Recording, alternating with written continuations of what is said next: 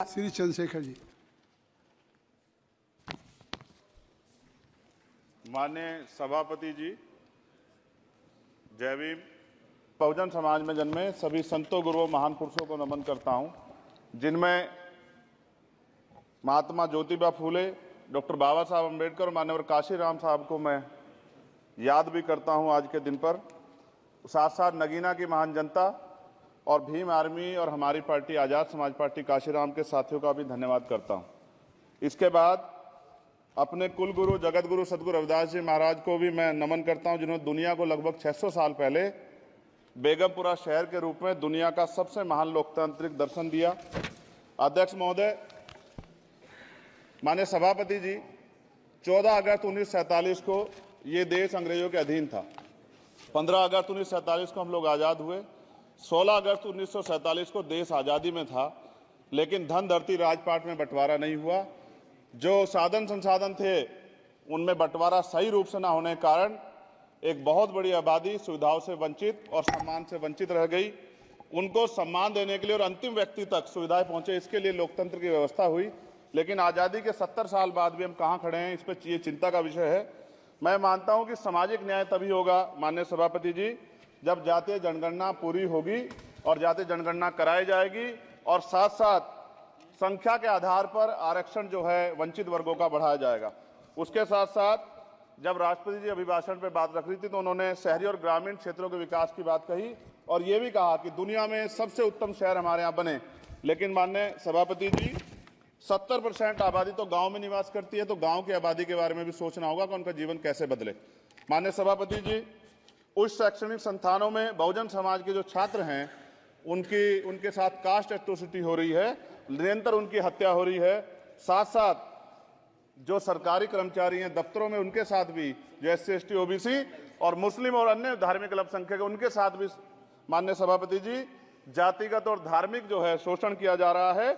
इसलिए मेरी मांग भी है कि पुरानी पेंशन को भी अध्यक्ष जी बहाल किया जाए। जो कर्मचारी देश की सेवा में लगे हैं उनका भी सम्मान होना चाहिए। साथ साथ सभापति जी, भाजपा ने चुनावी लाभ के लिए सबका साथ सबका विकास के नारे दिए जो खोखले हैं, क्योंकि 10 साल में दलित, पिछड़े, आदिवासी, मुस्लिम और अन्य धार्मिक अल्पसंख्यक जो अत्याचार हुए हैं वो किससे छिपे हुए नहीं हैं। ये गलत है, ये बंद होना चाहिए। सभापति महोदय जी, महामहिम राष्ट्रपति जी के भाषण में निजी क्षेत्रों में SC ST OBC को रिजर्वेशन देने का कोई उल्लेख नहीं हुआ है, जो कि आज चर्चा का विषय, क्योंकि 98% प्राइवेट सेक्टर है, 2% सरकारी सेक्टर है, तो 98% प्राइवेट सेक्टर में भी हमारी हिस्सेदारी की बात होनी चाहिए। माननीय सभापति जी, आशा कार्यकर्ताओं, आंगनबाड़ी वर्करों, भोजन माताओं के वेतन वृद्धि पे भी कोई उल्लेख नहीं हुआ है, वो भी अभी नंगे, उन पर भी सोचना पड़ेगा। माननीय सभापति जी, जिस क्षेत्र से मैं चुन के आया हूं नगीना से, वो बहुत पिछड़ा क्षेत्र है। उस क्षेत्र में कोई विशेष आर्थिक पैकेज नहीं दिया गया, रोजगार की सेवाएं नहीं है, नौजवान पलायन करता है। IIT, IIM, एम्स, केंद्रीय विद्यालय आदि शिक्षा में और चिकित्सा संस्थानों की स्थापना होनी चाहिए, जो कि नहीं है। और माननीय सभापति जी, मानसून सत्र आ गया है, मेरा क्षेत्र बाढ़ से बहुत प्रभावित है, इसलिए मैं आपसे आग्रह करूंगा कि वहां के लोगों को बाढ़ से निजात दिलाई जाए।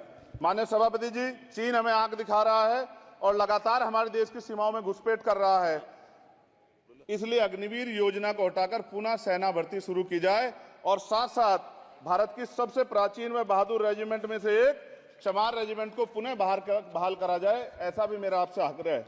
माननीय सभापति जी, पिछले सारे प्रधानमंत्रियों ने मिलकर जितना कर्ज लिया है उससे दुगना कर्ज हमारे वर्तमान के प्रधानमंत्री जी ने लिया है। किसान अगर अपना कर्ज माफ कराने के लिए जाता है तो लाठी झेलनी पड़ती है, जबकि सरकार ने धन्ना सेठों का 15 लाख करोड़ रुपया माफ किया है। इस ओर हमें ध्यान देना पड़ेगा, हमारी आने वाली पीढ़ियों को ये कर्ज चुकाना पड़ेगा। माननीय सभापति महोदय जी, किसानों को MSP की लीगल गारंटी तथा किसानों का कर्ज माफ होना चाहिए। साथ साथ 2 अप्रैल 2018 को SC ST के बच्चों पे बहुत बड़े पैमाने पे मुकदमे लगे थे, वो हमारी लड़ाई सही थी, ये सुप्रीम कोर्ट ने माना और बाद में सरकार ने माना, वो मुकदमे तुरंत वापस होने चाहिए। माननीय सभापति जी, प्रेस जो है उस पर भी शिकंजा कसा जा रहा है, जो पत्रकार सरकार खिलाफ बोलता है नौकरी से हाथ धोना पड़ता है, और सोशल मीडिया हमारा हथियार है, उस पर तरह तरह के प्रतिबंध लगाए जा रहे हैं और विरोध करने वालों को सोशल मीडिया हैंडल भी सस्पेंड करा दिए जा रहे हैं। साथ साथ सभापति जी, पेपर लीक और परीक्षाओं के कैंसिल होने से देश के नौजवानों का भविष्य खतरे में है। नीट, यूपी सिपाही भर्ती सभापति जी और 69,000 शिक्षक भर्ती में आरक्षण घोटाला हुआ है, कोई पूछने वाला नहीं, खून के आंसू रो रहे हैं बच्चे, बेरोजगारी का दंश युवा झेल रहे हैं।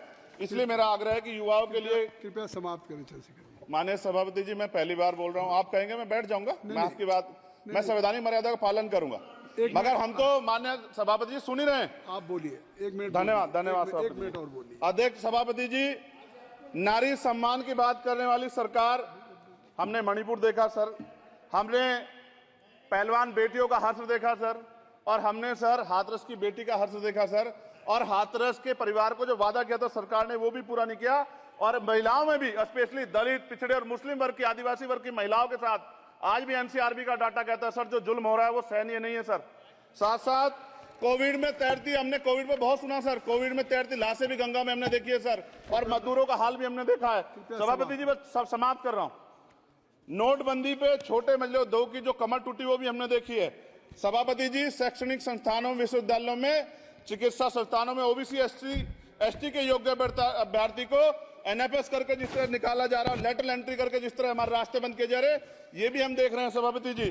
साथ साथ मेरा ये कहना है सर, ये सबका इशू है कि प्राइवेट कर्मचारी सर और सरकारी भी कई जगह पे 8 से ज्यादा घंटों से काम करते हैं, और उनको जो सर उचित वेतन भी नहीं मिलता, तो न्यूनतम वेतन 20,000 रुपए तय हो और 24 घंटे की ड्यूटी। उदाहरण के तौर पे यूपी पुलिस सर बहुत पूरा काम करते हैं वो लोग, वो राज्य के विषय हैं। आप सर मैं आपके राज्य सरकार के लिए भी आपके संज्ञान में डाल रहा हूँ विषय सर, पुलिस सब जगह है सर, लेकिन सवाल ये है सर, बहुत पसीना बातें हैं, 8 घंटे की ड्यूटी और वेतन विसंगति, वोटर स्कीम से उनको जो बाहर किया जाए।